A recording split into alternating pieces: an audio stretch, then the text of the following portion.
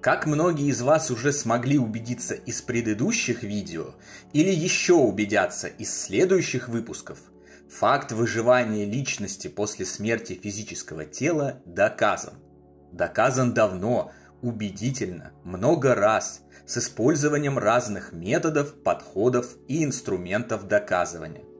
И вопрос в данный момент состоит не в том, чтобы год за годом бесконечно повторять и воспроизводить эти доказательства, погрязая во все новых и новых проверках в ответ на претензии скептиков и материалистов, которым всегда мало и всегда будет мало любых доказательств, поскольку они не утруждают себя изучением каких-либо доказательств в принципе, а просто заведомо отвергают их.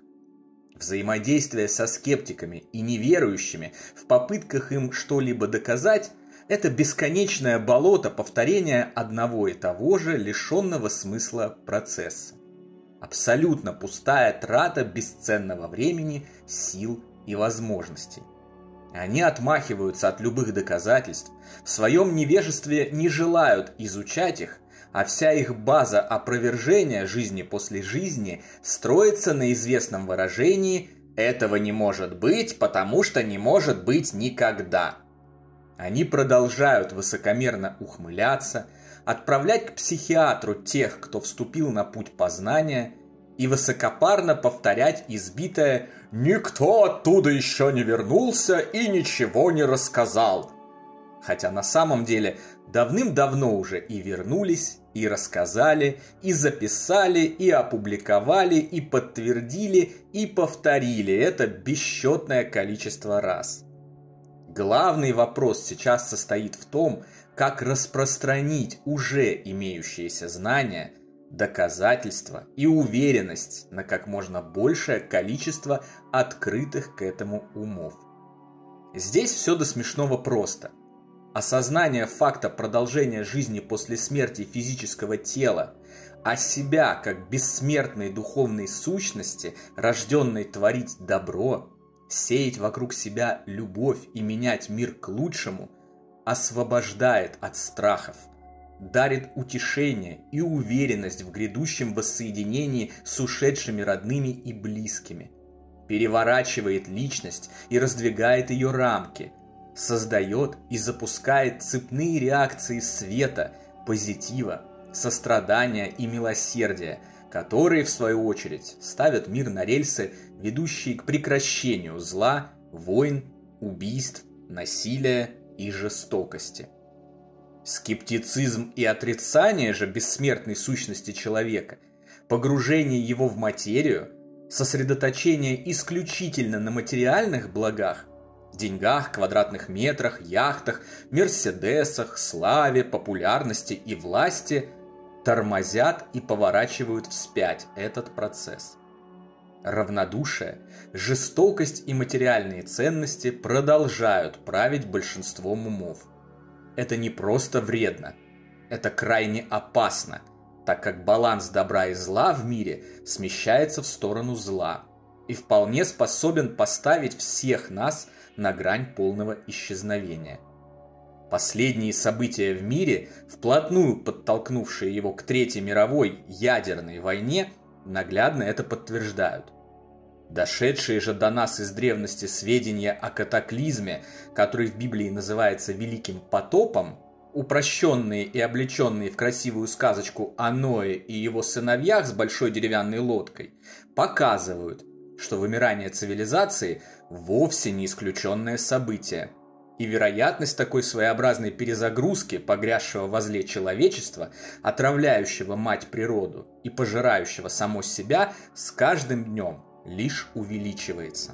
Огромное количество людей страдает в физическом мире и нуждается в помощи других, пока они равнодушно проходят мимо или даже увеличивают их страдания. Огромное количество несчастных людей, потерявших своих близких, погружается в пучину боли и отчаяния, отказывается от жизни и продолжения работы по достижению целей и задач, с которыми они пришли на Землю. Помимо этого, и по ту сторону от завесы, разделяющей плотные и так называемые загробные миры, Огромное количество душ вследствие неполученных при жизни знаний о жизни после жизни просто не осознает собственной физической кончины. Не знает, что делать после смерти, чего ждать, куда идти, и зависает в близких к земле духовных областях, также наполненных низшими сущностями, злом, печалью и страданиями. В итоге страдают и мучаются все, и живые, и мертвые.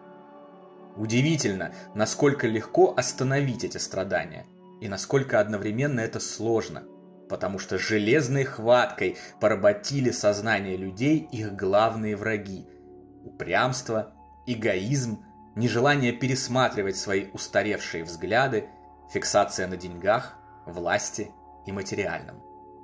До тех пор, пока жизнь после жизни будет отрицаться убежденными материалистами и скептиками, учеными, политиками, бизнесменами и олигархами, заинтересованными в продолжении старого, материального и несправедливого мира, или тем более будет оставаться лишь вопросом веры, отложенным на потом, вопросом дискуссионного характера, будут продолжаться жестокость, убийства, войны, рознь и разделение людей по любым из миллиона признаков и причин.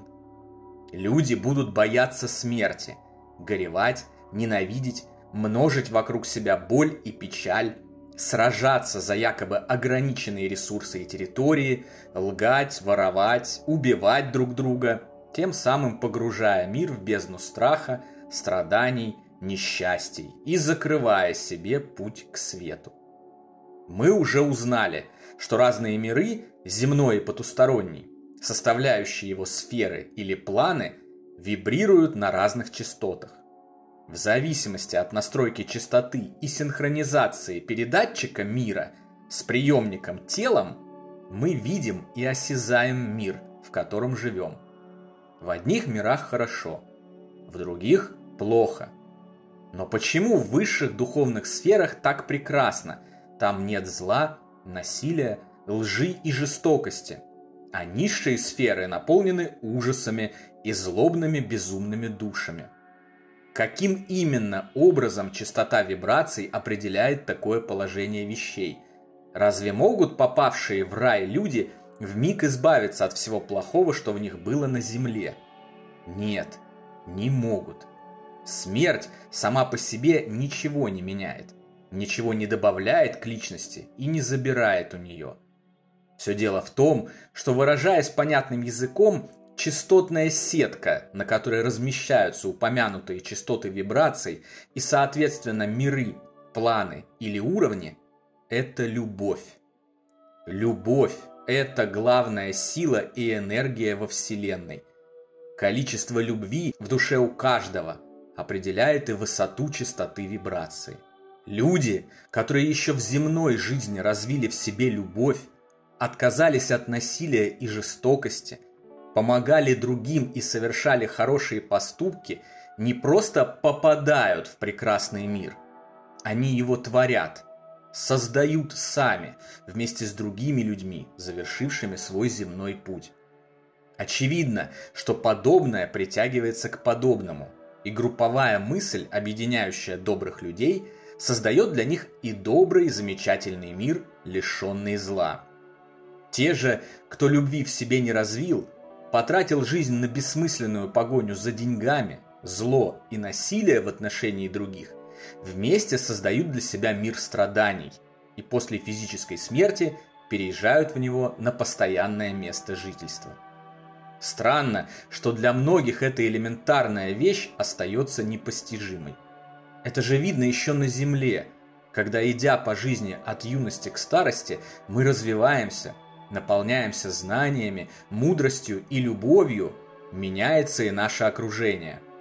Отваливаются неблагополучные подростковые знакомства, теряются бывшие друзья, не способные понять и принять наши новые ценности, а им на смену приходят другие, добрые и светлые люди.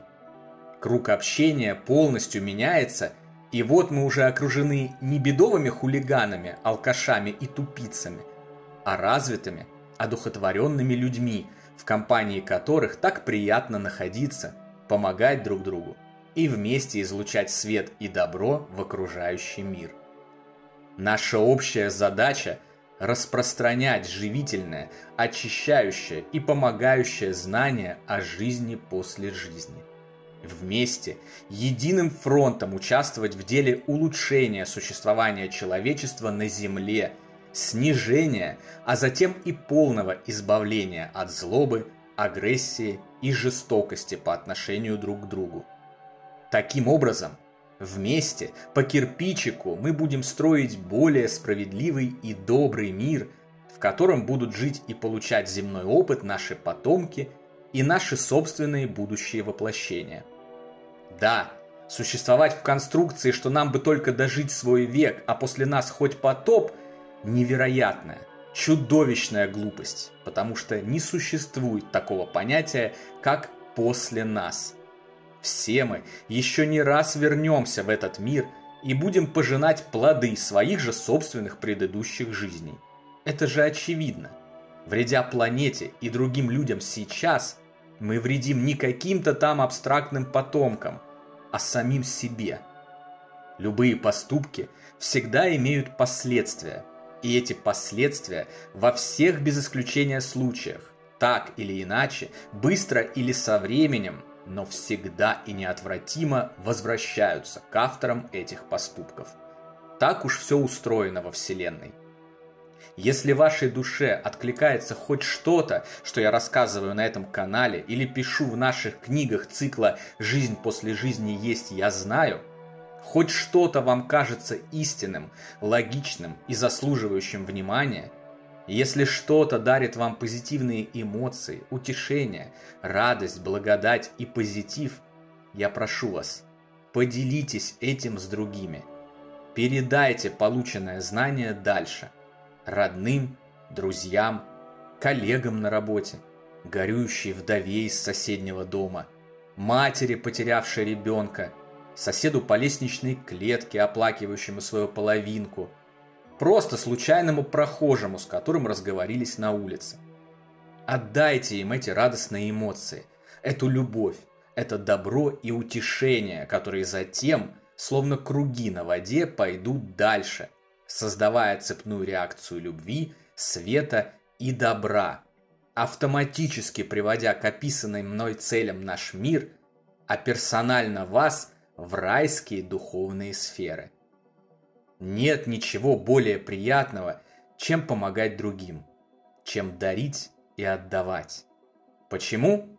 Потому что в эти моменты мы резонируем с изначальным назначением и изначальной сутью нашей души, которая есть любовь, добро и прощение.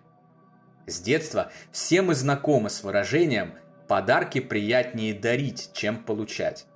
Но редко кто задумывается над ним всерьез и следует этому правилу. Тем не менее, наряду с «поступай с другими так, как хочешь, чтобы другие поступали с тобой», «что посеешь, то пожнешь» и «подставь вторую щеку» – это одна из главных истин мироздания. Попробовав один раз, каждый открывает для себя сущность и влияние этих истин и понимает, насколько это приятно и радостно отдавать и бескорыстно служить другим в самых прекрасных, благих и светлых целях и устремлениях.